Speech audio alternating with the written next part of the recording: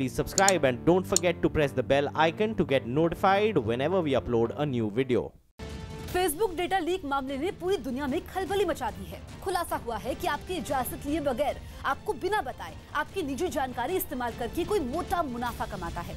अब सवाल ये है कि क्या एफबी यूज करते वक्त कोई तीसरा शख्स आप पर नजरें गड़ाए बैठा रहता है? क्या कोई है जो आपकी हर गतिविधि देख रहा होता है? खुलासा डरावना है, लेकिन सोशल मीडिया आपको अपने फेसबुक अकाउंट की सुरक्षा जांचने का एक आसान तरीका बता रहा है। तो क्या आपने एफबी अकाउंट पर BFF लिखकर देखा?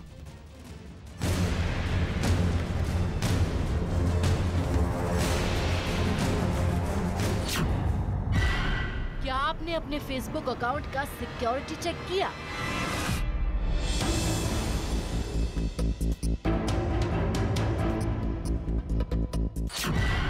क्या आपने कमेंट बॉक्स में BFF लिखकर देखा?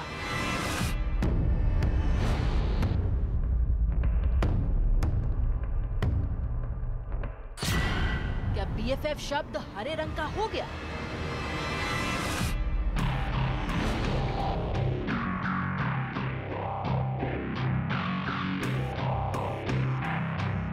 फेसबुक पर हर कोई ये टेस्ट करके देख रहा है। लोग कमेंट में BFF लिख रहे हैं और इसके हरे रंग का होते ही राहत की सांस ले रहे हैं, क्योंकि सोशल मीडिया का दावा है कि अपने FB अकाउंट में कमेंट बॉक्स में BFF लिखने पर अगर उसका टेक्स्ट हरे रंग का हो जाए तो आपका अकाउंट बिल्कुल सुरक्षित है। लेकिन अगर ऐसा नहीं हुआ तो ये खतरे की घंटी है।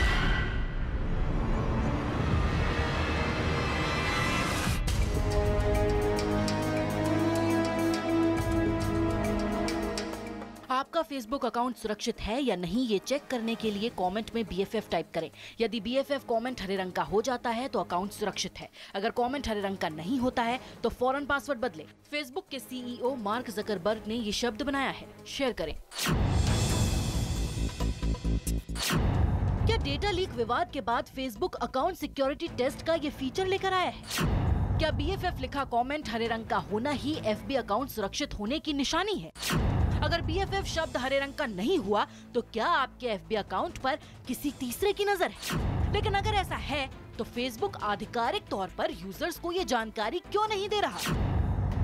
वायरल मैसेज की पड़ताल के लिए सबसे पहले हमने अपने ही फेसबुक अकाउंट से कमेंट बॉक्स में BFF लिखा।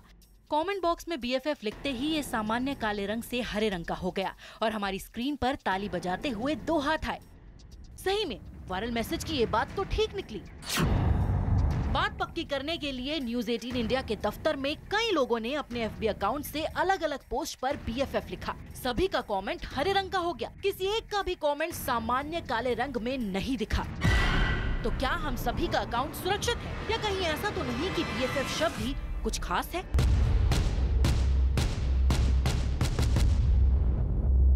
पूरा मामला जानने के लिए हम मुंबई में साइबर एक्सपर्ट एडवोकेट प्रशांत माली के पास पहुंचे। हमने उन्हें ये वायरल मैसेज दिखाया तो उन्होंने इसे सिरे से नकार दिया। कई सारे ऐसे शब्द है जैसे कि कांग्रेचुलेशन एक मैसेज है, अगर वो आप टाइप करते हो तो आवाज निकलती है उसमें से, विशेस देते हो तो उसका रंग चेंज होके उसमें से कुछ गुब्बारे फूट जाते हैं या आवाज निकलती है। तो ये फेसबुक ने एक सरप्राइज एलिमेंट बिल्ड करने के लिए ये उन्होंने सुविधा बिल्ड की है। उसको गलत तरीके से लोग उस मैसेज को वायरल करके लोगों को भटकाना चाहते हैं। सिर्फ BFF ही नहीं, अगर आप अपने फेसबुक अकाउंट में किसी पोस्ट पर कमेंट करते हुए अंग्रेजी में congrats, congratulations, you are the best, ज़ोक्सो, यू हैव गॉट दिस या बेस्ट विशेस लिखेंगे तो भी ये कमेंट अलग अलग रंगों और मजेदार एनिमेशन के साथ आपकी स्क्रीन पर दिखेंगे। कांग्रेचुलेशंस लिखा हुआ लाल रंग का हो जाएगा और BFF यानी बेस्ट फ्रेंड फॉरएवर हरे रंग का। BFF टेक्स्ट का हरा होना अपने FB अकाउंट की सिक्योरिटी टेस्ट करने का कोई तरीका नहीं है। ये महज फेसबुक का एक फीचर है जिसका नाम है टेक्स्ट डिलाइट फीचर। इसमें कुछ ऐसे शब्दों को चुना गया है जो खास मौकों पर इस्तेमाल किए जाते हैं। इन्हें टाइप करते ही आपकी स्क्रीन पर दिलचस्प एनिमेशन आएंगे। फ्रेंच, तुर्की, रोमेनियन के अलावा कुछ दूसरी भाषाओं के शब्द भी फेसबुक के इस फीचर का हिस्सा हैं। इन शब्दों की एक पूरी लिस्ट है। कमेंट में BFF लिखकर अपने FB अकाउंट की सिक्योरिटी टेस्ट करने के बहकावे में न आए। न्यूज़ 18 इंडिया की पड़ताल में वायरल खबर गलत साबित हुई है।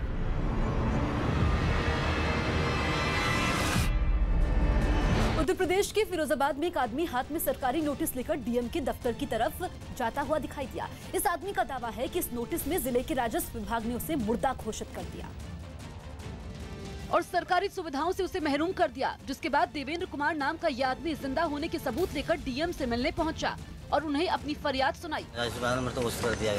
देवेंद्र को मुर्दा घोषित करने वाले सरकारी फरमान को देखकर डीएम भी चौंक गई और उन्होंने 2 दिन के अंदर इस पर कार्रवाई करने का भरोसा दिया। मैंने अभी तहसील को भी नोट कराया है कि इस चीज को पूरी तरह से जांच करके मुझे कल ही रिपोर्ट सौंपे। फिरोजाबाद के डीएम ने भी ये आश्वासन दिया कि जांच के बाद देवेंद्र को मिलने वाली सरकारी सुविधा जारी रहेंगी। जजों की नियुक्ति को लेकर कांग्रेस अध्यक्ष राहुल गांधी और केंद्रीय कानून मंत्री रविशंकर प्रसाद ट्विटर पर आमने सामने आ गए। कांग्रेस अध्यक्ष राहुल गांधी ने ट्वीट कर मोदी सरकार पर जजों की नियुक्ति में देरी करने का आरोप लगाया। जवाब में कानून मंत्री रविशंकर प्रसाद ने ट्वीट कर कहा कि कैम्ब्रिज एनालिटिका को दिए नोटिस से राहुल गांधी तिलमिला उठे हैं। राहुल गांधी ने कानून मंत्री पर हमला करते हुए ट्वीट किया कि सर्वोच्च न्यायालय में 55,000 से अधिक मामले लंबित हैं और 37 लाख से अधिक मामले विभिन्न उच्च न्यायालयों में लंबित हैं, जबकि निचली अदालतों में लंबित मुकदमों की संख्या 2.6 करोड़ से अधिक है। फिर भी उच्च न्यायालयों में 400 और निचली अदालतों में 6,000 न्यायाधीशों के पदों पर नियुक्ति नहीं हुई, जबकि कानून मंत्री झूठी खबरें फैला रहे हैं। राहुल के ट्वीट पर रविशंकर प्रसाद ने पलटवार करते हुए ट्वीट किया कि मिस्टर राहुल गांधी, डेटा चोरी को लेकर कैम्ब्रिज एनालिटिका को भेजे नोटिस ने आपको चिंता में डाल दिया है। गुस्से और हताशा में आप न्यायपालिका को बीच में ला रही हैं, ये दुखद है। विश्व इतिहास का सबसे बड़ा, सबसे खतरनाक भूकंप आहट देने वाला है और इस भयानक तबाही की गवाह बनेगी भारत की राजधानी दिल्ली। सोशल मीडिया का दावा है कि दिल्ली में 9.2 की तीव्रता का भूकंप आने वाला है। क्या दुनिया के नक्शे से मिट जाएगा राजधानी दिल्ली का वजूद? क्या वाकई सबसे खतरनाक जलजले से दहलने वाली है दिल्ली?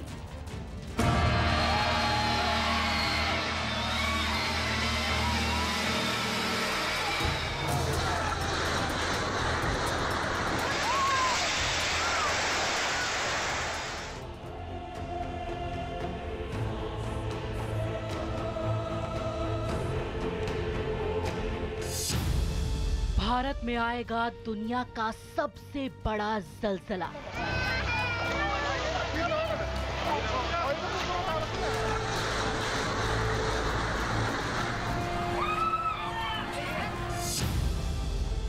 भूकंप के झटकों से तबाह हो जाएगी राजधानी।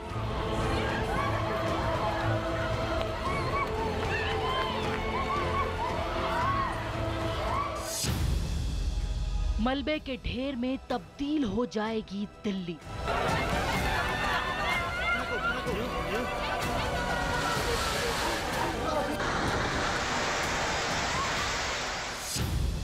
लाखों भारतीयों की खतरे में जिंदगी।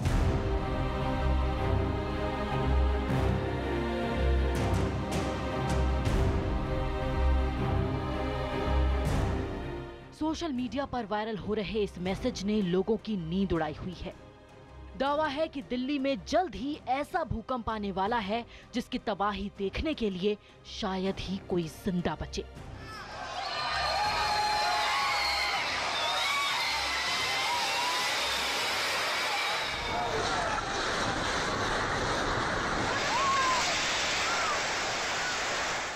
वायरल मैसेज में हवा में ही कोई दावा नहीं कर दिया गया है। इस तबाही की बाकायदा तारीख भी बताई गई है। दावा है कि आने वाले 7 अप्रैल से 15 अप्रैल के बीच दिल्ली 9.2 की तीव्रता के भूकंप से दहल उठेगी।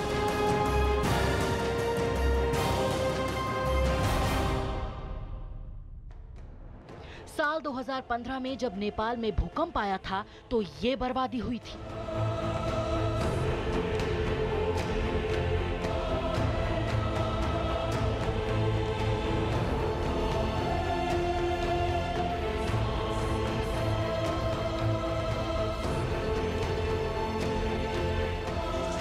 तबाही का ये तांडव तब हुआ था जब भूकंप की तीव्रता महज 7.8 थी। सोचिए, अगर दिल्ली में 9.2 की तीव्रता का भूकंप आया तो क्या होगा? तो क्या करें आप? क्या अपना सब कुछ छोड़कर दिल्ली एनसीआर से चले जाएं? इस वायरल मैसेज में लिखा है, नासा के मुताबिक जल्द ही सबसे बड़ा भूकंप दिल्ली को दहला देगा। रिक्टर स्केल पर इसकी तीव्रता 9.1 या 9.2 होगी। तारीख अभी साफ नहीं है, लेकिन 7 अप्रैल से 15 अप्रैल के बीच भूकंप आने की आशंका है। लाखों की संख्या में लोग मारे जाएंगे।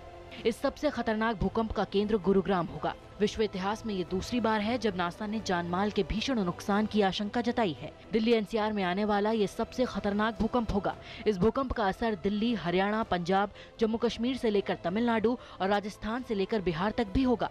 पाकिस्तान में 4 या 4.2 की तीव्रता का भूकंप आएगा। मुमकिन हो तो एक हफ्ते के लिए दिल्ली एनसीआर से बाहर चले जाए।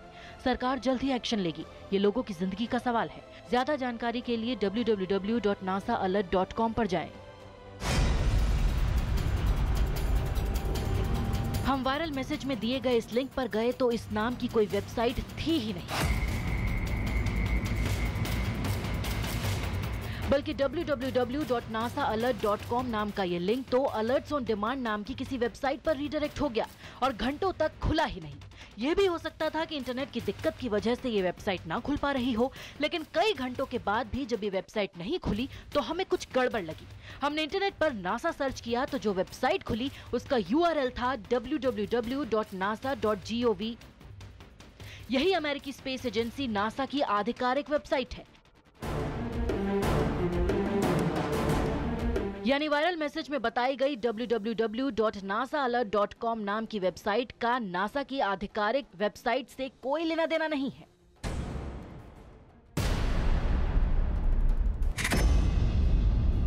लेकिन फिर भी अगर वायरल मैसेज में रत्ती भर भी सच्चाई है तो ये सवाल तो लाजमी ही है कि क्या वाकई दिल्ली में रिक्टर स्केल पर 9 की तीव्रता का भूकंप आएगा?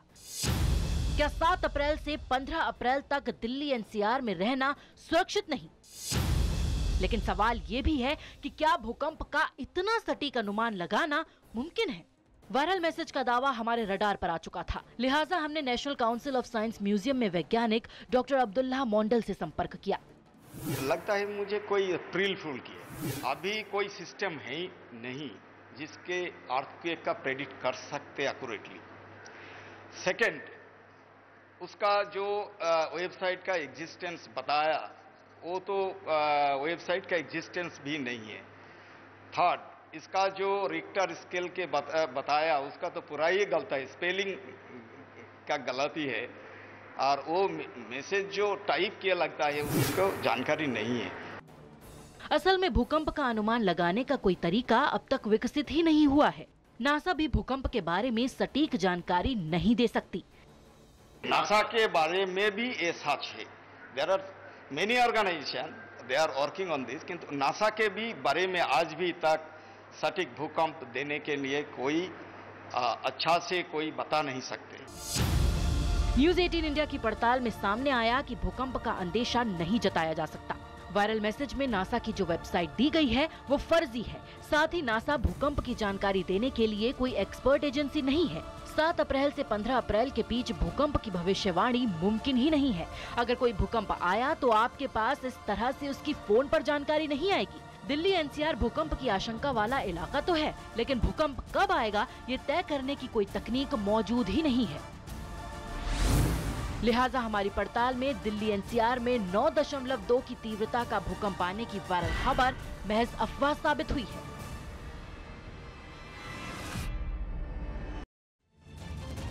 अर्थ ऑवर डे के मौके पर बत्तियां बंद रहीं। अर्थ ऑवर डे के मौके पर शनिवार को दिल्ली में इंडिया गेट, राष्ट्रपति भवन समेत कई सरकारी दफ्तरों में रात 8:30 बजे से 9:30 बजे के बीच बत्तियां बंद कर दी गई। बिहार के सुपौल जिले में चूल्हे से निकली चिंगारी से लगी आग में 8 घर जलकर राख हो गए। बिहार के सीवान में बीजेपी सांसद ओम प्रकाश यादव उनके बेटे को फोन पर धमकी देने का मामला सामने आया। बिहार की राजधानी पटना के कलेक्ट्रेट घाट पर नहाने के समय 2 लड़कों की डूबने से मौत हो गई। मध्य प्रदेश के सतना में एक सरकारी अधिकारी पर ग्रामीण विकास विभाग के दफ्तर में ही शराब पीने का आरोप लगा। यूपी के सीतापुर में पुलिस ने सेक्स रैकेट का पर्दाफाश कर 4 लड़कियों समेत 6 लोगों को गिरफ्तार किया। दिल्ली के नरेला इलाके में बाइक सवार लड़कों ने एक कार में बैठे लड़के पर फायरिंग कर दी। हमलावरों ने मुंह पर कपड़ा बांधा हुआ था और इनकी बाइक से आते और जाते हुए सीसीटीवी तस्वीरें सामने आई हैं। हमलावर मुंह पर कपड़ा बांध कर आए और कार में बैठे शिवम नाम के लड़के को गोली मारकर चले गए। फिलहाल घायल लड़का शालीमार बाग में मौजूद मैक्स हॉस्पिटल में भर्ती है। यहाँ पे मैं बैठा हुआ था अंदर दुकान के अंदर, तो इधर से बाइक वाले आए तो पल्सर पे आगे वो स्टैंड करते इस चक्कर में हम बाहर नहीं निकले। स्लिप लगी थी बड़ी तगड़ी, वो बाइक उन्होंने ही मोड़ के यूँ लगाई और यहाँ पे कोल्ड ड्रिंक पिए थे कुछ 3-4 लड़के। आगे एक ने शूट करके और यूँ भाग के फिर पल्ले रोड से आके पुलिस कॉलोनी के अंदर घुस गया था।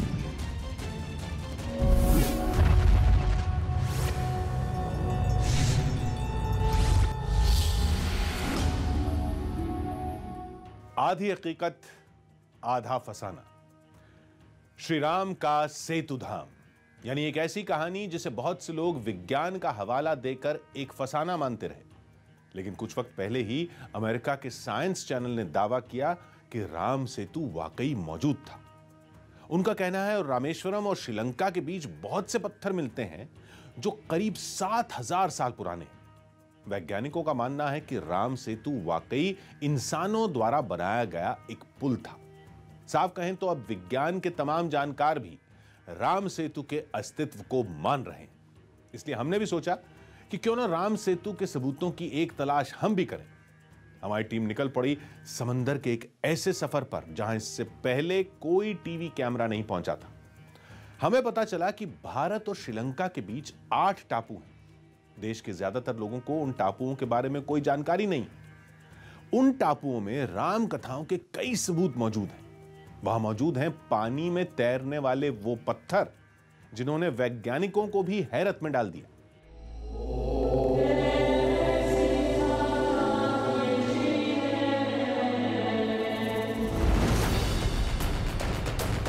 पहली बार आपको राम सेतु के दर्शन कराने के लिए हम यहां तक आए हैं। बहुत रिस्की है, खतरनाक है। लो भाई माइक पकड़ो। भगवान राम यहाँ से समुद्र की तरफ देखा करते थे।